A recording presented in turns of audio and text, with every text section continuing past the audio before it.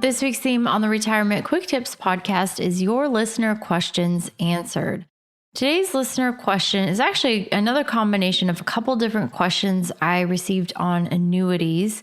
To be honest, I used to sell annuities in a previous life before I was a fiduciary advisor. But even then, very rarely would I sell an annuity. Usually we were exchanging an existing annuity. In fact, I don't think I've ever sold a brand new annuity. It was always an exchange from an old annuity to a new annuity.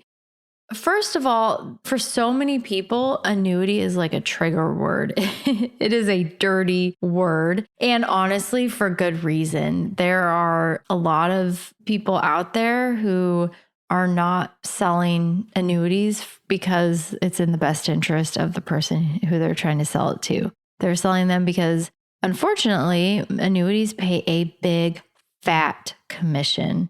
Depending on the amount, it could be $25, $30, $40, $50, $100,000 commission. So I'm not here to bash insurance companies, life insurance annuity salesmen. No, they do have their place like anything else. Like there's a reason these products exist is because they are a fit for some people. But your antenna should really be going wild and it should be perked up when you're talking to a salesperson about buying an annuity, talking to an advisor about buying an annuity. You really want to understand most people. These products are so complex. It's actually very difficult to understand them. So I had a question about, this was someone who had an existing annuity and the advisor, I don't know if it was the advisor who sold her the annuity, but it was someone at the same company where the annuity was held. And they wanted her to exchange it, which is a very common practice, exchange it into a new annuity.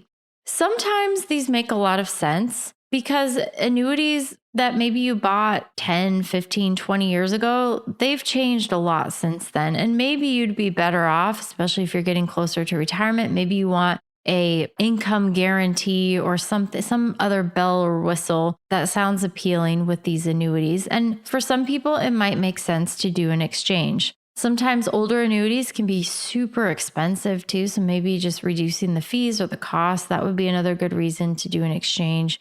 So there are good reasons, but again, you want to be cautious because why is that person recommending that? If you do an exchange, that advisor, that salesperson is going to, again, get a big fat commission.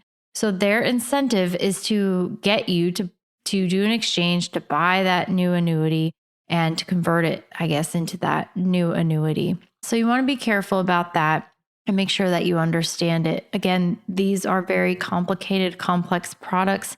They're not a good fit for a lot of people. And I would say for actually most people, annuities are not a good fit. They tend to be pretty expensive. And if they weren't so expensive, I could say you can make a stronger case for them. But they're very expensive most of the time. And it just doesn't really pencil out in most cases. So the other question related to this is somebody asked about a qualified longevity annuity contract, also known as I believe it's called a QLAC. I'm not super familiar with these, and I actually hesitated even to talk about it on the podcast just because there's a lot I don't know about these contracts. But basically what it does is it allows you to, I believe you can put up to $200,000 directly from an IRA or a 401k into one of these qualified longevity annuity contracts.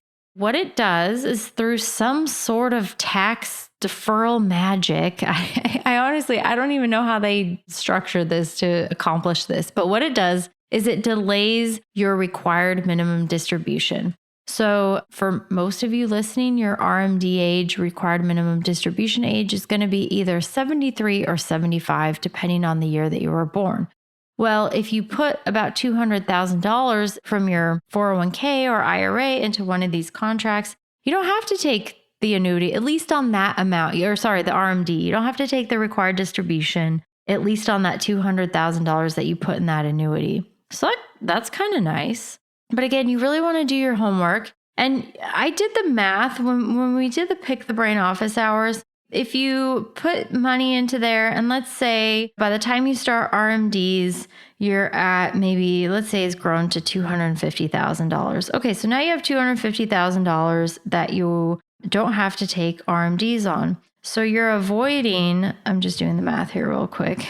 You're avoiding a required minimum distribution, let's say roughly $8,500 to $9,000 in those first couple of years. That's the amount that you would have had to take out that you don't have to take out. Then you have to pay taxes on that too, right? So let's just assume you're in a 25% tax bracket. You're paying about $2,100, $2,200 on taxes. Now, again, you're not paying those in taxes every year, not having those mandatory withdrawals. So is it worth it? Now that you know the numbers, I think it's easier to say, well, I can look at other factors like what are the costs? What are the fees? How is this money going to be invested? Is it going to grow? What are restrictions?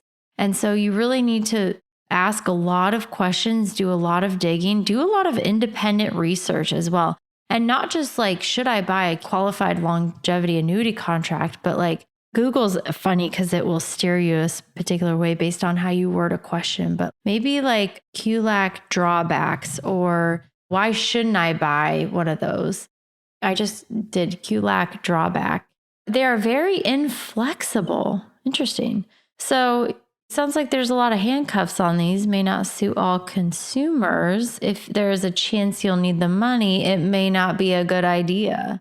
Okay, so you got to dig in a little bit deeper, right? And explore that a little bit further. Make sure you understand everything about a particular product, especially an annuity, any financial product that you are considering buying.